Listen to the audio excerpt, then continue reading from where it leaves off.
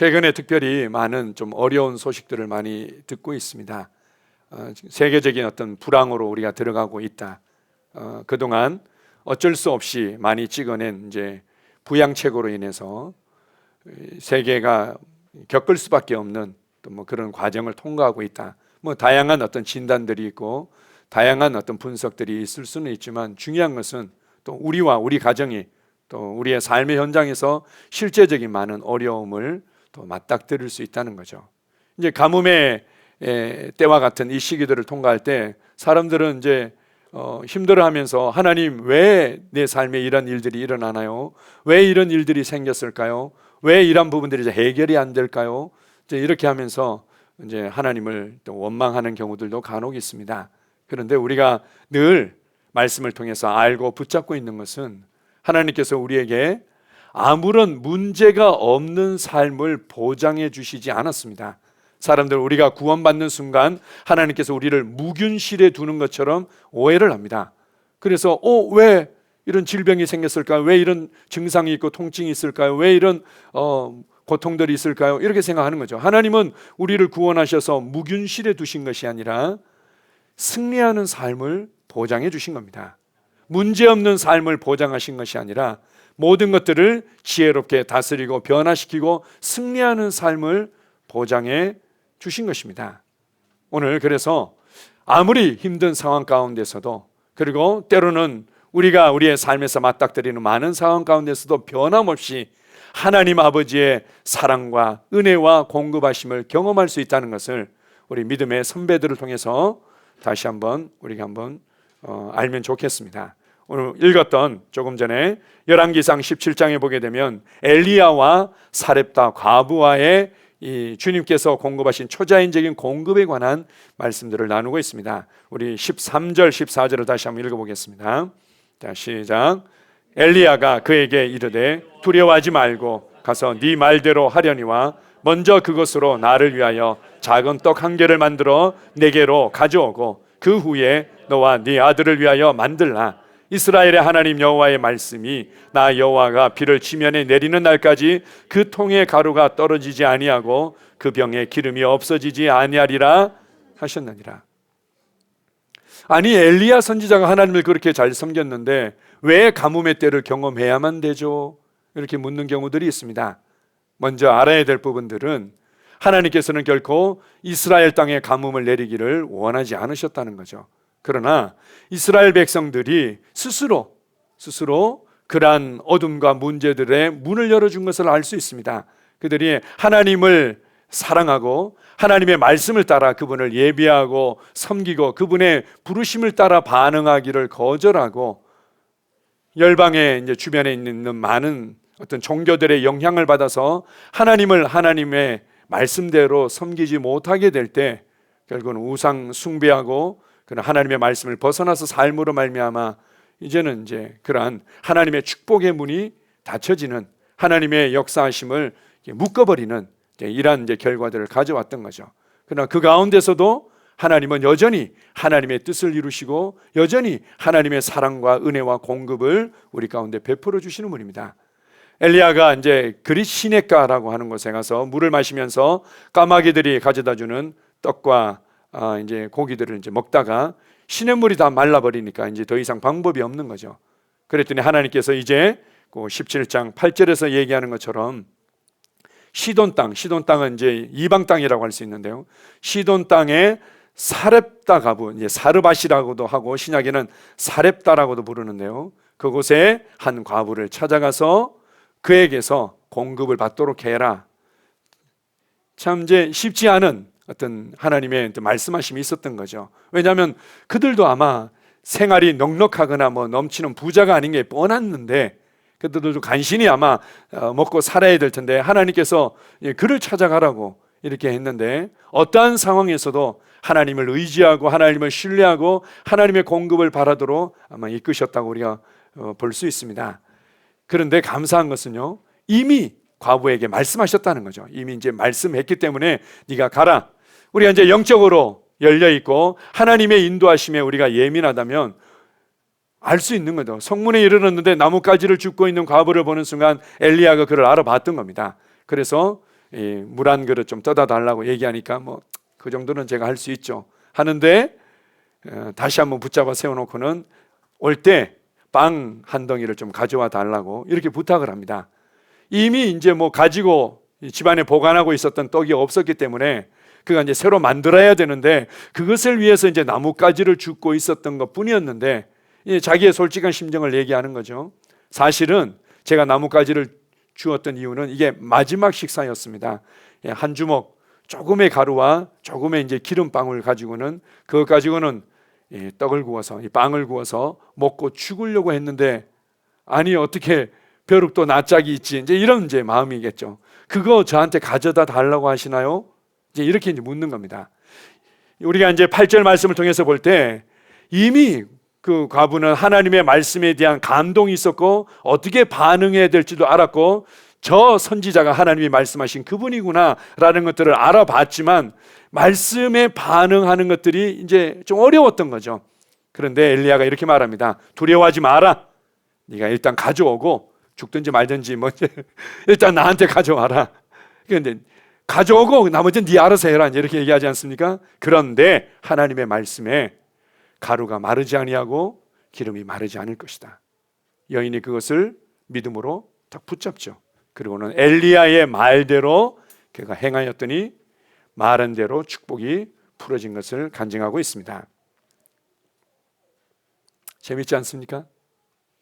우리가 아무리 어려움이 있다 하더라도 하나님의 말씀을 신뢰하고 하나님의 말씀에 반응하기를 붙잡는다면 그곳에 길이 있는 겁니다. 어떤 사람들은요, 이렇게 이제 꼭 물질적이고 재정적인 부분뿐만 아니라 우리의 심령에 관한 부분이나 실제적인 삶에 관한 부분일 수도 있습니다. 이게 내가 가지고 있는 전부인데, 이게 내가 발휘할 수 있는 나의 이 마음과 열정과 헌신의 전부인데, 그런데 여기서 뭔가 주님을 위해서, 영혼을 위해서 뭔가 더 하라고요? 라고 이제 요구할 때, 난 이게 마지막인데 내가 할 수 있는 최선을 다했는데 나보고 또 뭘 더 하라고 얘기를 하나요? 라고는 그냥 마음의 낙심과 또 화가 일어날 수도 있는 거죠. 그때 아니다, 결코 마르지 않을 것이다. 그리고는 믿음으로 반응할 때 내가 이것까지밖에 못할 것 같았는데, 내가 여기까지밖에 섬기지 못할 것 같았는데, 내가 이것밖에 더 헌신할 수 없었던 것 같았는데, 계속해서 마르지 않는 평강과 마르지 않는 지혜와 마르지 않는 열정들이 솟아나는 것들을 경험하게 됩니다. 참 재미있는 게요, 우리가 믿음으로 그 어려움 가운데 그냥 반응했다면 하나님께서 이 밀가루 통에 그냥 가득 채워지고, 그런 기름병도 그냥 가득 채워지고 이러면 좋겠는데, 일단 하나 만들고 나면 또 소복히 쌓여 있고, 또 만들고 나면 소복히 쌓여 있고, 때로는 답답하죠. 우리도 이제 기도하고 나면 그냥 한 큐에 그냥 다 응답이 되고 한 큐에 그냥 모든 것들이 다 해결되고 이러면 좋겠는데, 때때로 매 순간 그리고 일정 기간 매일매일 동일한 마음으로 주님을 의지하고 주님을 신뢰하도록 하기 위해서 그날의 지혜가, 그날의 은혜가, 그날의 열정이, 그날의 하나님의 역사하심을 주시고 그것을 누릴 때가 있습니다.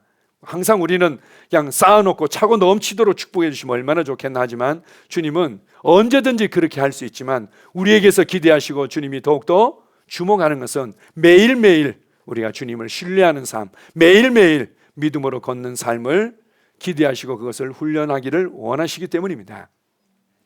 하나 더 봅시다. 우리 창세기 26장 1절 12절을 같이 읽습니다. 아브라함 때 첫 흉년이 들었더니 그 땅에 또 흉년이 들매 이삭이 그랄로 가서 블레셋 왕 아비멜렉에게 이르렀더니 이삭이 그 땅에서 농사하여 그 해에 100배나 얻었고 여호와께서 복을 주심으로 그 사람이 창대하고 왕성하여 마침내 거부가 되어.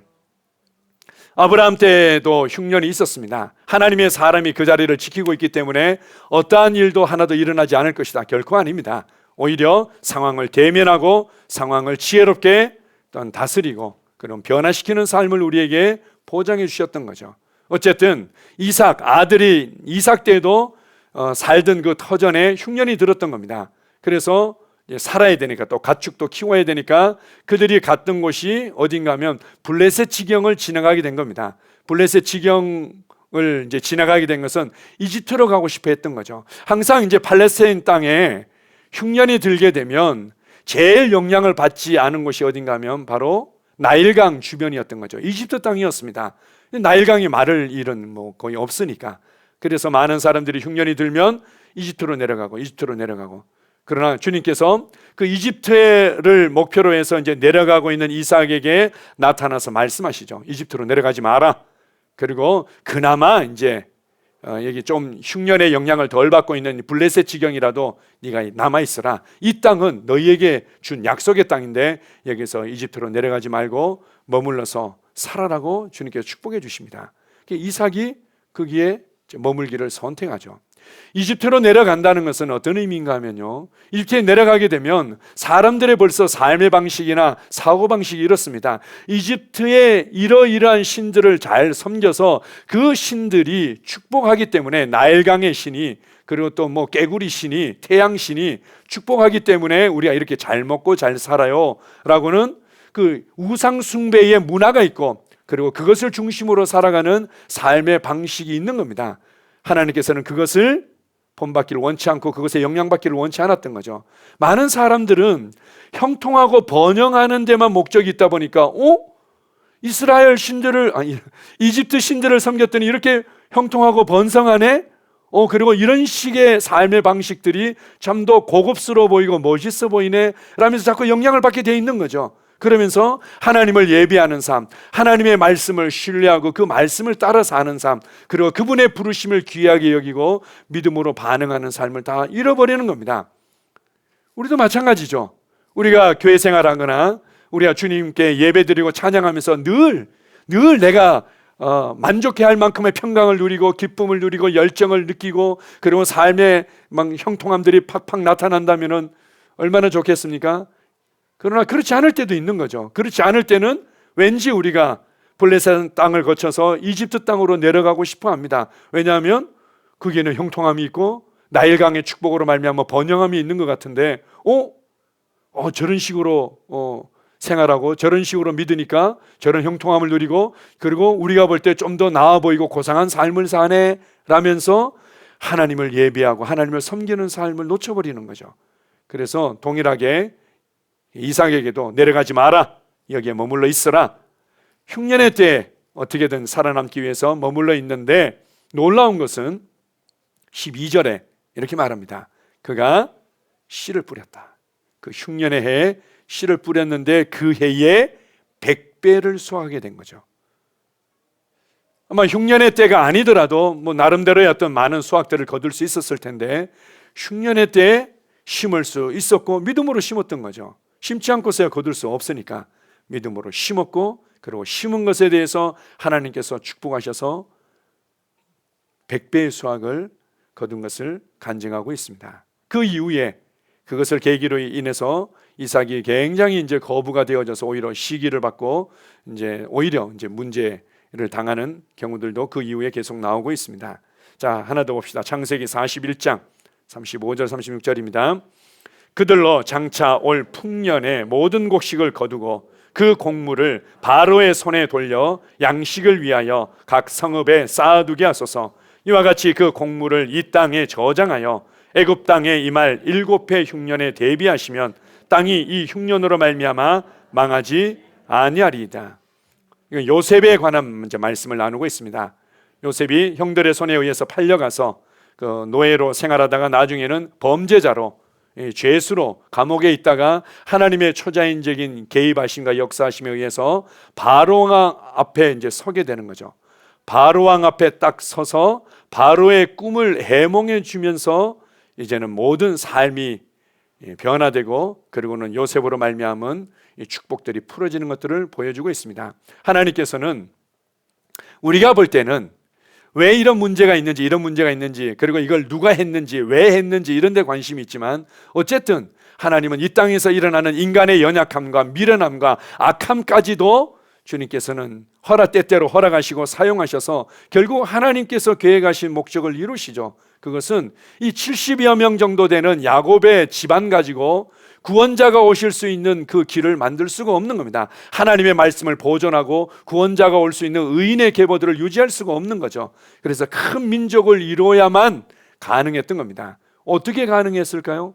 요셉을 통해서 그것이 가능하도록 전 세계의 정세들을 움직여 가신 것을 이해할 수 있습니다. 물론 그렇다고 해서 우리가 아니 그러면 하나님께서 7년 동안 사람들로 굶게 만들어서 고통받게 하셨나요?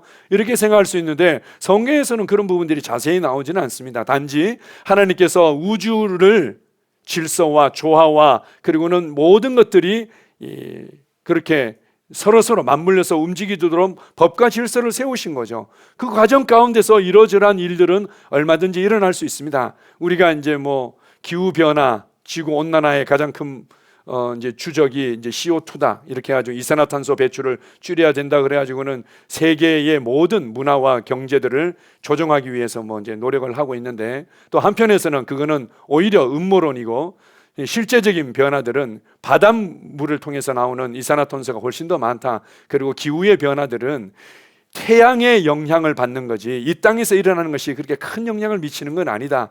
태양이 주기적으로 강하게 뭔가 폭발이 있을 때는 지구의 기후에 큰 영향을 주기도 하고 적게 폭발할 때는 나름대로 덜 영향을 주기도 하고, 결국은 태양의 문제지 이게 주기적으로 얼마든지 일어날 수 있는 부분이지 그것 때문에 난리를 칠 부분은 아니다. 이렇게 얘기하는 부분도 있습니다. 어쨌든 이 태양과 태양계에 일어나는 것만으로도 우리의 삶에 영향을 끼치는데, 전 우주적인 모든 것들이 맞물려 돌아가는 이 질서 가운데서 이러저러한 일들이 일어날 수 있습니다. 그러나 이러저러한 일들 가운데서 너는 고통받고 너는 문제가 되고 이렇게 한 게 아니죠. 하나님을 여전히 의지하고 신뢰하면 이 가뭄의 때에도 여전히 하나님의 축복과 형통과 공급을 누리면서 감사하며 살 수 있는 겁니다. 이것들을 보여주고 있는 거죠. 요셉을 통해서 보여주는 것은 하나님은 여전히 우리를 보존하기를 원하시고 하나님은 여전히 우리를 축복하고 우리를 통해서 만민을 열방을 축복하기를 원하신다는 걸 보여주는 겁니다.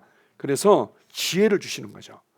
시세를 읽을 줄 알고 앞으로 되어질 미래들을 예측할 줄 알고 그것을 위해서 어떻게 준비해야 될 줄 아는 그 초자연적인 하나님의 지혜와 전략을 주셔서 이 과정을 통과하게 하신 것을 알 수 있습니다. 이 하나님의 뜻이죠. 자, 보십시오. 우리가 어쨌든 우리의 삶에 많은 그 변화들을 이해하고 또 우리의 신앙에 있어서 또 앞으로 우리가 성장하고 전진해야 될 부분들을 이해하는 부분에 있어서 가장 중요한 초점이 있다면 그것은 하나님이 어떤 분이신지를 아는 겁니다. 우리는 하나님을 전지전능하신 분이신데 왜 이렇게 해요? 하나님은 공의로우신 분이니까 이렇게 하겠네요. 이런 차원이 아니라 예수 그리스도를 통해서 하나님의 가장 중요하고 가장 비밀스럽고 가장 놀라운 부분들을 계시해 주셨는데, 그것이 무엇인가 하면 하나님은 아버지시라는 거죠.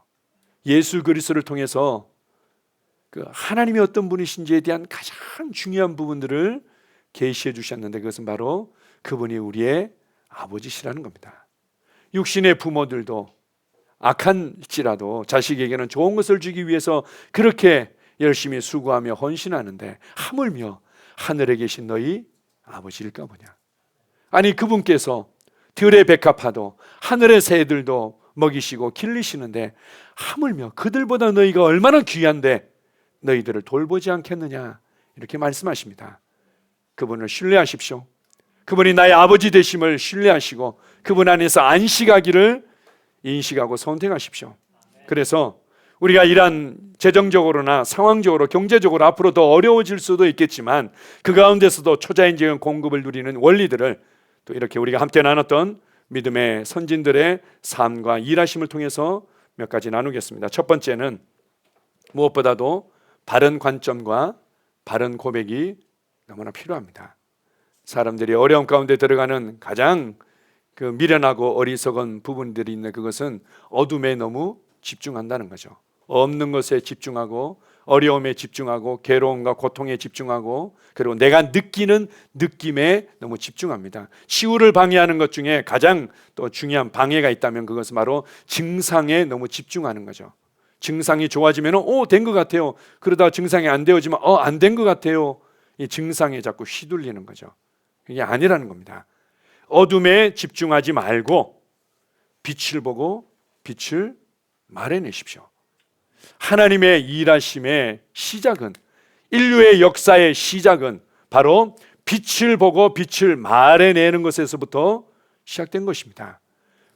인류의 역사와 우리의 삶의 시작과 이 모든 것은 바로 생명을 보고 생명을 말해내는 것에서 시작되고, 그리고 질서와 조화를 보고 말해내는 것에서 시작되어졌고, 형통과 번영은 재생산과 확장의 삶을 보고 말해내는 것에서 시작되어졌습니다. 하나님께서 한번 생각해 보십시오. 공허와 혼란과 그리고 어둠이 깊은 가운데 있었는데 하나님께서 고민하셨다고 생각해 보십시오. 야, 너무 어둡다. 야, 여기서 어떻게 하지? 이 너무 혼란스러워서 여기서 대체 어떻게 이 헝클어진 실타래들을 어떻게 풀어내야 되나? 아, 이건 나도 안 되는데 이거 어떡하지? 하나님께서 그런 고민을 하지 않으셨습니다. 하나님은 어두움 가운데서 어둠에 주목하지 않고 빛을 보신 거죠. 이것을 고린도후서 4장 6절은 이렇게 말합니다. 어두운 데서 빛이 비치라 말씀하셨던 그 하나님께서 예수 그리스도의 얼굴에 있는 하나님의 영광을 아는 빛을 우리 마음에 비추셨느니라.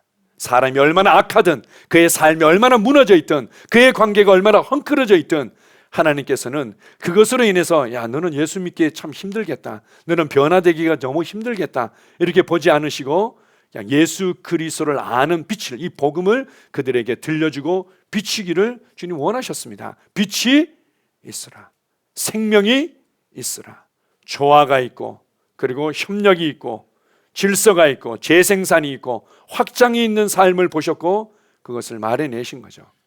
많은 사람들이 공급의 문을 막고 하나님의 일하심을 묶어버리는 것 중에 하나가 어둠에 집중하는 겁니다. 그리고 내가 어둠에 집중하면서 마음이 답답하고 힘드니까 다른 사람들의 위로와 격려를 받고 싶죠. 다른 사람들의 위로와 격려를 어떻게 받습니까? 아, 얼마나 힘드니, 이제 이 얘기를 듣고 싶은 거죠.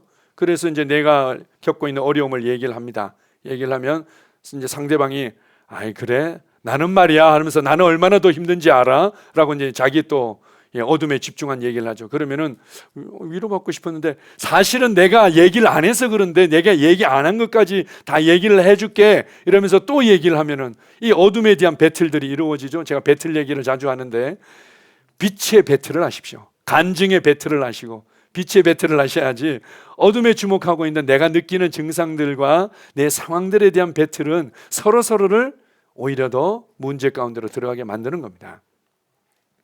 엘리야는 하나님의 말씀을 통해서 가뭄의 때에도 마르지 않는 하나님의 공급을 받았던 겁니다. 이삭은 이집트로 내려가지 말고 여기에 머물러라 하신 그 하나님의 공급과 일하심을 받았던 거죠.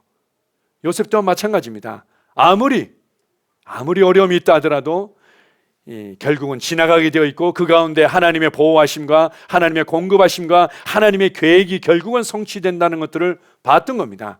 그리고는 바로 앞에서 까딱 잘못하면 지금 14년을 예언하는데 14년을 예언해가지고 그것에 의해서 총리로 임명되는데 뭐 하나라도 잘못되면은 자신과 관계된 모든 사람들이 다 몰살될 수 있는 상황에서 그는 본 거죠. 그리고 다음대이 바로 앞에서 전략을 제시해냅니다. 이렇게 지혜로운 사람을 세우셔서 풍년 동안에 5분의 1들을 걷어서 보관해두고 흉년의 때에 그것을 나눠주면 결코 문제되지 않고 이 과정을 통과하게 될 겁니다. 그것뿐만 아니라 오히려 이것이 기회가 되어서 바로의 왕권이 강화될 것이고 주변의 나라들을 살리게 될 것입니다. 이러한 초자연적인 하나님의 지혜와 전략이 자신뿐만 아니라 주변의 사람들을 살리는 것을 잘 보여줍니다. 두 번째로 봅시다. 하나님의 말씀에 믿음으로 반응하고 심으십시오. 이렇게 말합니다. 하나님의 말씀대로 생각하고 하나님의 말씀대로 말하고 하나님의 말씀대로 행하면 그 가운데 하나님의 놀라운 역사들이 있습니다. 이제 이 사렙다 과부를 한번 보십시오. 사렙다 과부는 하나님께서 말씀하셨지만 그것 때문에 마음에 뭔가 좀 부대낌이 있었던 거죠. 아니 내가 줄 수 있는 게 이것밖에 없는데 뭘 더 주라고 얘기를 하지? 내가 뭔가 얼마든지 더 넉넉하고 가진 많은 부자들이 있을 텐데 왜 굳이 나한테 선지자를 보낸다고 얘기를 하지? 아마 이 말씀을 받고 난 이후에 부대낌이 있었을 겁니다. 그러니까 어느 정도는 퉁명스럽게 얘기하지 않았나 싶습니다. 사실은요, 제가 이거 마지막 먹으려고 이 나무 죽고 있었던 거예요. 이거 우리 애랑 먹고 죽으려고 그러는데 대체 저한테 뭘 요구하시는 거예요? 이제 이런 어느 정도 좀 퉁명스럽지 않았겠는가. 그러니까 엘리야가 두려워하지 마라. 일단 가져오고 나머지 네 맘대로 해라. 이렇게 얘기하지 않습니까? 자, 보십시오. 변화는, 삶의 변화는 하나님의 말씀으로부터 시작되어지기 때문에 말씀 때문에 고민하고 말씀 때문에 때로는 괴로워하는 것은 너무나 귀한 겁니다. 자, 요한계시록 10장 10절에 보면 이런 말씀이 있습니다. 요한계시록 10장 10절에 천사가 앞으로 인류의 역사 가운데 지구의 마지막에 되어질 그 하나님의 언약이 어떻게 성취되고 하나님의 심판이 어떻게 이루어지는지에 대한 이 두루마기를 가지고는 이제 사도 요한에게 가져와서 먹으라고 얘기합니다. 먹으라고요? 네 하고는 받아 먹었더니 오 맛있어요. 우와, 이렇게 맛있나? 이 하나님의 이 말씀이 이렇게 마실 수 있나? 이렇게 좋을 수 있나? 너무 감사합니다 했는데 이제는 말씀대로 생각하고 말씀대로 말하고 말씀대로 반응하고 말씀과 하나 되어서 살아가려고 하니까 이게 너무 괴로운 거죠. 배에 들어가더니 막 쓴 겁니다. 입에는 달았는데 배에 들어가서는 막 쓰다고 이렇게 간증하고 기록하고 있습니다. 하나님의 말씀의 많은 부분들은 우리가 들을 때는 그렇군요. 하나님의 생명이, 하나님의 구원이, 하나님의 은혜가, 하나님의 공급과 역사심이 이런 거군요. 아멘, 아멘. 너무 좋은데 이제는 말씀대로 고백하려고 하니까, 말씀대로 반응하려고 하니까 이게 뭔가 부대끼고 괴로움이 있는 거죠. 그래서 우리 배에는 쓰게 이제 다가오는 부분들이 있을 수 있습니다. 좋은 것입니다. 고린도 교회 성도들을 향해서 사도 바울이 편지를 보내죠. 그들을 책망하고 그들에게 바른 길을 제시했더니 이것이 그들을 얼마나 책짓질하고 얼마나 두렵게 하고 얼마나 괴롭게 하고 얼마나 답답하게 했는지를 얘기하고 있습니다. 말씀이 안에 들어가서 답답해하고 괴로워하고 힘들어하고 어려워하는 것은 너무나 좋은 것입니다. 이 과정이 어떤 사람들은 짧게 지나가기도 하고 어떤 사람들은 좀 과정을 통과할 수도 있지만 그렇게 해서 말씀대로 생각하고 말씀대로 반응하기만 하면 그곳에 하나님의 역사심이 풀어지게 되어 있습니다. 근데 제가 관심을 가지는 것은요, 여러분들이 실제로 어떻게 행동하는지, 어떻게 또 이제 살아가고 있는지, 이건 이제 여러분들이 점점 발전하고 개선되어지는 것은 너무 귀하고 감사한 일이지만 리더와 사역자들이 집중하는 것은 말씀을 지금 어떻게 받고 있는지에 집중하는 겁니다. 그리고 그 말씀 때문에 어떤 고민하고 괴로움의 과정을 통과하고 있는지에 집중하는 거죠. 그게 되어지기만 하면 여러분은 전진하게 되어 있습니다. 주일날 또 셀 모임에서 그리고 여러분이 삶의 현장에서 실제로 말씀을 어떻게 대하고 말씀을 어떻게 받고 있는지, 말씀을 어떻게 반복해서 여러분의 것으로 취하고 이 말씀대로 생각하고 말하고 행하려고 그러니까 자꾸 괴로운 거죠. 그러니까 이것도 조정해야 되겠고 이것도 포기해야 되겠고 이 자존심도 내려놔야 되겠고 내가 옳다고 여겼던 내 기준도 내가 내려놔야 되겠고 뭔가 이게 자꾸 부대낌이 있는 거죠. 그럴 때마다 이 리더들은 너무 좋아합니다. 할렐루야, 지금 성장을 위해서 이제 다음 단계의 발판을 밟고 있구나. 전진을 위해서 다음 단계의 발판을 밟고 있구나. 열왕기상 17장 9절 15절 같이 한번 읽어봅시다. 자, 시작. 너는 일어나 시돈에 속한 사르밧으로 가서 거기 머물라. 내가 그곳 과부에게 명령하여 네게 음식을 주게 하였느니라. 그가 가서 엘리야의 말대로 하였더니 그와 엘리야와 그의 식구가 여러 날 먹었으나 다음이 없었다. 그리고 가뭄이 끝날 때까지 다음이 없었다. 이렇게 말합니다. 이삭도 마찬가지죠. 이삭도 하나님의 말씀을 붙들고는 어떻게 했습니까? 말씀을 따라 생각하고 말하고 반응했죠. 그것이 가뭄의 때에 심는 것이었습니다. 심었더니 그것으로부터 100배의 수확이 열리고 하나님의 초자연적인 공급을 간증하게 된 거죠. 남아프리카 공화국에서요, 앵거스 버큰이라는 농부입니다. 농부인데 이후에 농부이면서 복음 전도자로 주님께 쓰임 받은 귀한 성도님이 계십니다. 이분이 스코틀랜드 사람인데요, 여차여차 어려운 과정 가운데 잘 살고 싶어서 성공하고 싶어서 애를 썼지만 그냥 항상 어려움을 경험하다가 이제 남아프리카 공화국까지 오게 되었습니다. 이제 그곳에 와서 감사하게도 예수님을 만나게 됐습니다. 예수님을 만나고 나서 이제 말씀대로 생각하고 반응하고 행하는 것들을 믿음으로 사는 삶을 배워가기 시작하죠.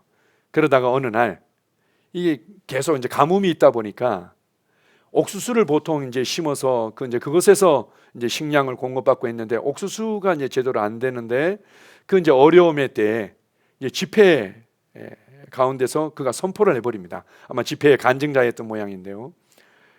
이제 하나님께서 제게 감동을 주시고 제게 말씀하셨습니다. 물론 이 모든 것들이 영적인 원리와 하나님의 말씀과 일치하는 감동과 말씀인지를 분별을 해봐야 되겠죠. 어쨌든 하나님께서 내게 감동하셨습니다. 저는 이제 감자를 심을 것입니다. 사람들이 가뭄의 때에 감자는 더더욱 물을 더 많이 필요로 하기 때문에 안 되면 안 됐지 잘 될 이유가 없는데 주변에서 만류하기도 하고 오히려 비웃기도 하고 그랬죠. 감자를 심었는데 감자를 심고 나서 가뭄이 계속 더해지는 겁니다. 그래서 포기해라, 땅을 파봐라 이렇게 할 때 눈에 보이는 옥수수 같은 믿음을 나는 붙잡은 것이 아니야. 땅 속에 있지만 보이지 않는 하나님이 일하시는 믿음을 나는 붙잡았기 때문에 포기하지 않을 거야 라면서 끝까지 믿음을 간직합니다. 영상 하나 보시겠습니다. My dad's a Scotsman. Like him, I'm a little bit stubborn and crazy. Bloody idiot, man! Look where you're going! Now we really have to leave Zambia, quick.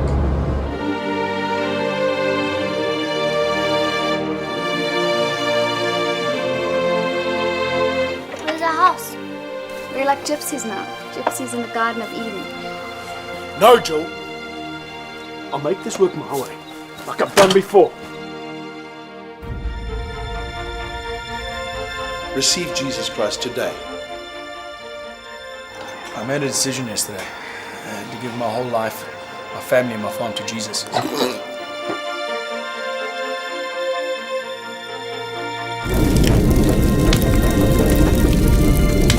Azitanazela!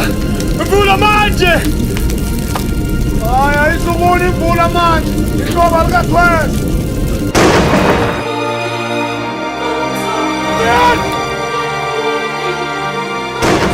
Vula!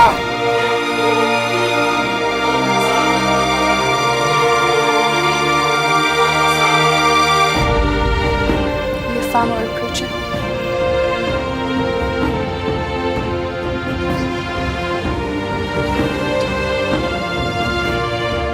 Jesus! Stand up! And I know that God answers the prayers of His people.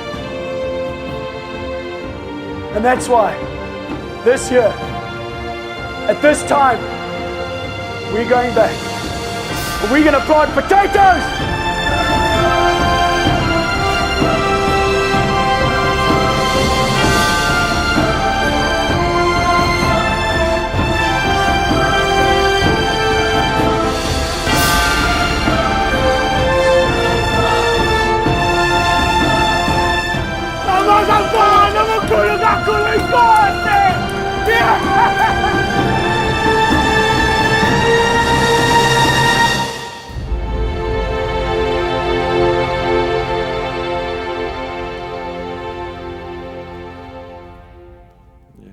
본방 사수하십시오.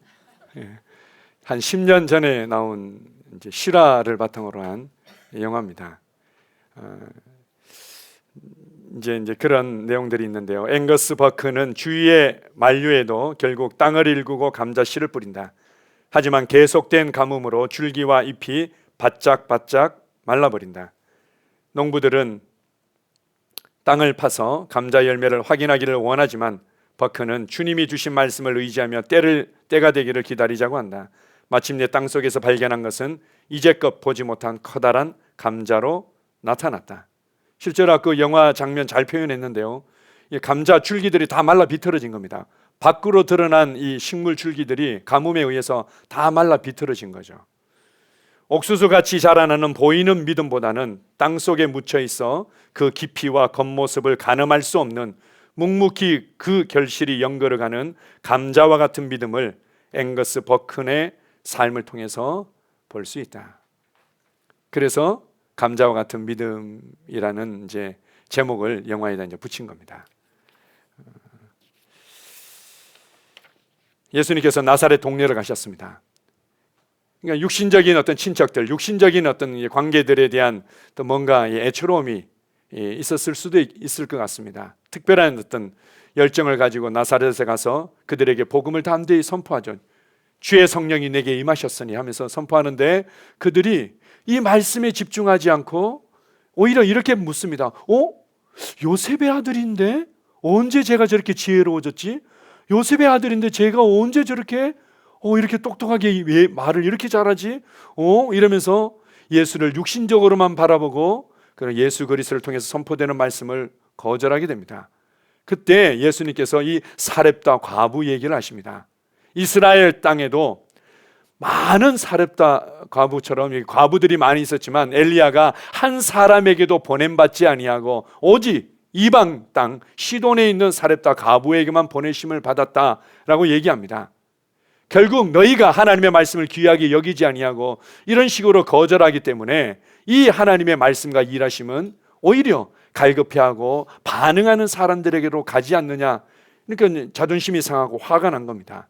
우리를 이런 식으로 찔러대고 때린다고 생각해서 예수님을 그 낭떠러지로 몰고 가서 떨어뜨리려고 하죠. 그 사이를 예수님이 유유히 걸어 나오십니다. 이 사렙다 과부에 관해서 예수님께서 이 나사렛에서 설교하시면서 말씀을 전하시면서 언급하신 내용이 동일하게 나오고 있습니다.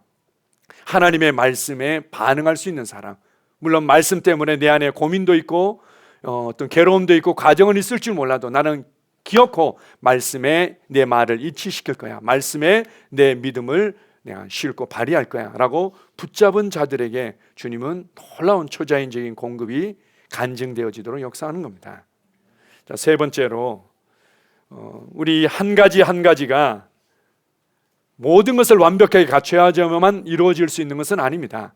바른 관점과 바른 고백만으로도 문이 열리기도 하고, 그리고 하나님의 말씀에 대한 믿음의 반응과 심는 것만으로도 문이 열리기도 하지만 주님은 또한 중요한 부분들을 하나 요셉의 삶을 통해서 보여주고 있습니다. 그것은 바로 시세를 알고 하나님의 지혜를 구하는 것입니다. 이 시세는 가격표를 얘기하는 것이 아니라 바로 정해진 때, 기회, 적절한 때에 대한 이해와 통찰력을 말하는 겁니다. 자, 역대상 12장 32절을 한번 봅시다. 자, 시작. 이사갈 자손 중에서 시세를 알고 이스라엘이 마땅히 행할 것을 아는 우두머리가 200명이니 그들은 그 모든 형제를 통솔하는 자이며. 이사갈 자손들은 시세를 아는 자들이었다. 정해진 때, 사계절을 바꿀 수 있는 사람은 없지 않습니까? 하나님께서 이미 우주 가운데, 태양계 가운데 이렇게 맞춤형으로 질서 있게 조화롭게 만들어 놓으신 건데, 그래서 이러한 어떤 정해진 때가 언제 어떻게 도래하는지를 읽을 줄 아는 사람, 어디에 기회가 있는지를 볼 수 있는 통찰력, 그리고 적절한 때가 언젠지, 그리고 내가 가지고 있는 믿음과 내가 발휘할 수 있는 어떤 자산들이 어느 정도인지, 이런 적절한 때를 읽을 줄 알고 그것에 대한 통찰력을 가지고 있는 것, 이게 이제 시세를 안다는 의미입니다. 우리로 따진다면 내가 누구랑 동업을 해야지 맞는 건지, 내가 어디에 투자해야지 맞는 건지, 내가 무엇을 잘할 수 있는 사업인지, 그리고 내가 어떤 부분에 서류를 준비해야 되고 어떤 자격증을 갖춰야만 되는지, 뭐 이런 것들을 이제 알고 준비하는 것, 뭐 이제 이런 것들이 시세를 아는 것이다. 예를 들어서 지금 점점 더 산업이 줄어들고 레드오션이 되어가고, 그리고 직업군도 점점 줄어드는 부분들이 있죠. 인구의 변화에 의해서, 산업의 변화에 의해서. 그런데 이미 막 계속해서 줄어들고 있는 것, 그 레드오션 가운데 뛰어들어서 그 사람들보다도 대단히 특출난 아이디어나 특별한 능력이 있는 것도 아닌데 그곳에 굳이 들어가고자 한다. 그렇다면 그거는 아직 시세를 제대로 못 읽는 거라고 말할 수 있겠죠. 이런 부분에 하나님은 관심이 있으시고 우리를 가르쳐 주시고 인도하시는 분이다.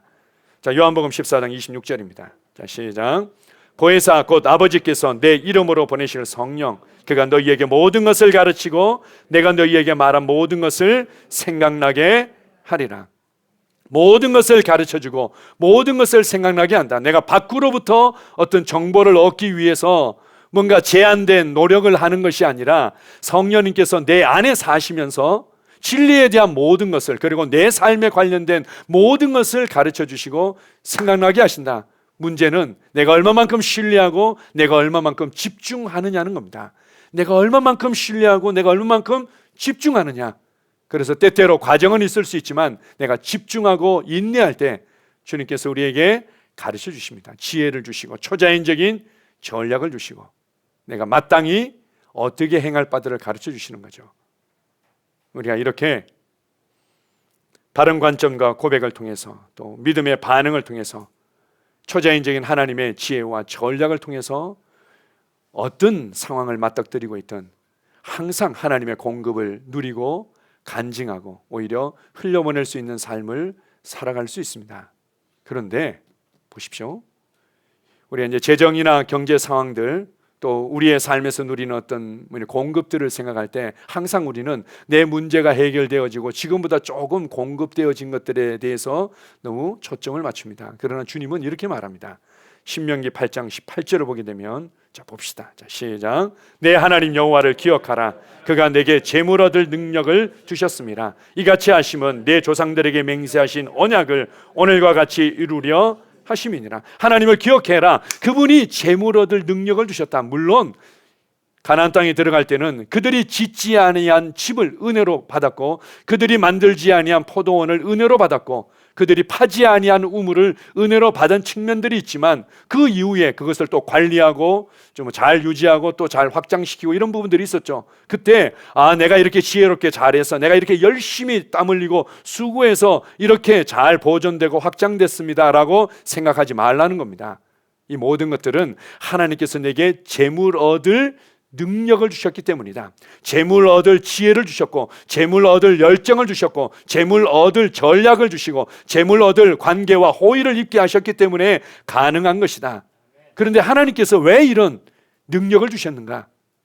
어떤 사람들은 관계를 잘해서 재물을 취하는 사람도 있고 어떤 사람은 번쩍번쩍 아이디어를 실제로 잘 구현해내서 재물을 취하는 사람도 있고 어떤 사람은 도전하는 것들을 잘해서 할 수도 여러 가지 이제 길들이 있겠지만 이 모든 것들이 다 하나님이 우리에게 주신 능력이다. 왜 주셨는가? 문제를 해결하고 지금보다 좀 잘 먹고 잘 살라고 주신 측면이 아니라 그거는 자녀들에게 주시는 기본적인 하나님의 돌보심과 공급이고 이같이 하심은 내 조상들에게 맹세하신 언약을 오늘과 같이 이루려 하심이니라.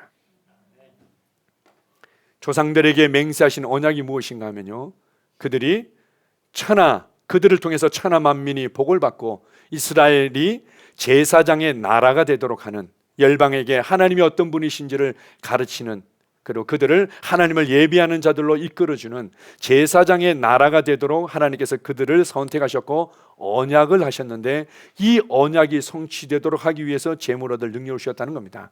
그리스도인들이 재물을 얻을 능력을 가지고 있습니다. 왜 주셨습니까? 바로 영혼을 구원하고 복음을 전파하고 더 많은 곳에 복음을 가져가고 더 많은 지역에 선교사들을 파송하고 더 많은 곳에 지역교회들이 개척되도록 하기 위해서 재물 얻을 능력을 주셨다는 거죠. 그래서 여러분들이 아무리 가뭄의 때 이 과정을 어떻게 지혜롭게 잘 통과할 건가, 여기에 우리가 관심을 가지고 집중하는 측면들이 있지만 동시에 밖을 보십시오.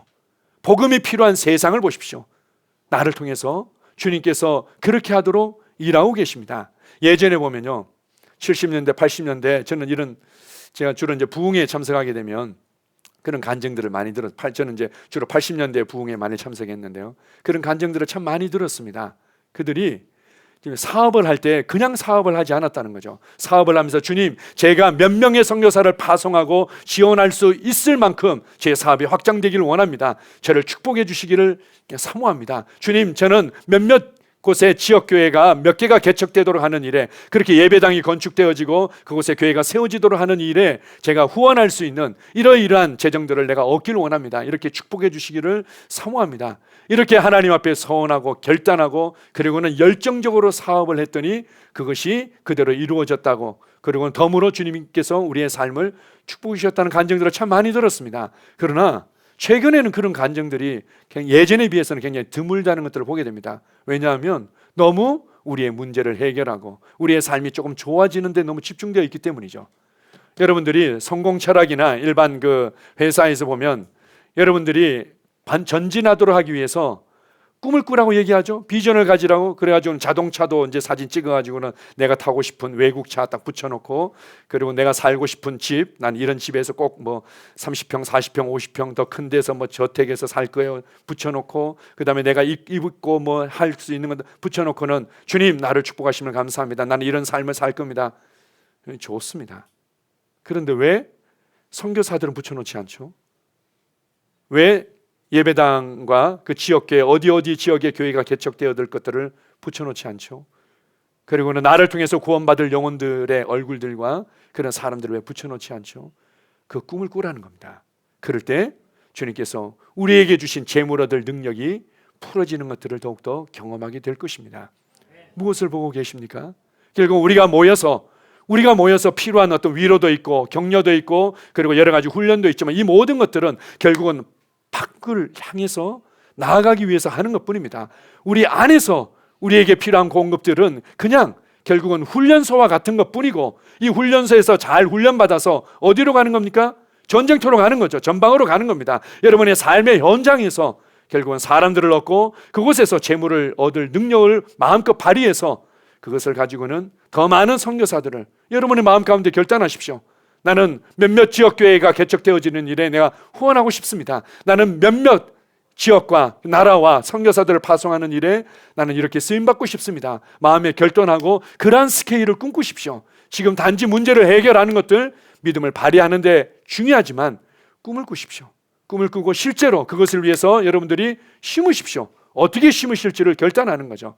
제가 예전에도 한번 얘기했지만 크라이스트 엠버시에서 그 다이아몬드 칼 그 가공하시는 그 중소기업 그분의 이제 얘기를 들은 적이 있습니다. 그분이 그 IPPC라고 크라이스트 엠버시에서 정말 복음을 위해서 열정적으로 헌신한 분들을 이제 존중해주고 축복해주고 축하해주고 뭐 이제 이런 자리에 왔다가 눈이 확 열려버린 겁니다. 아, 저런 삶이 있구나.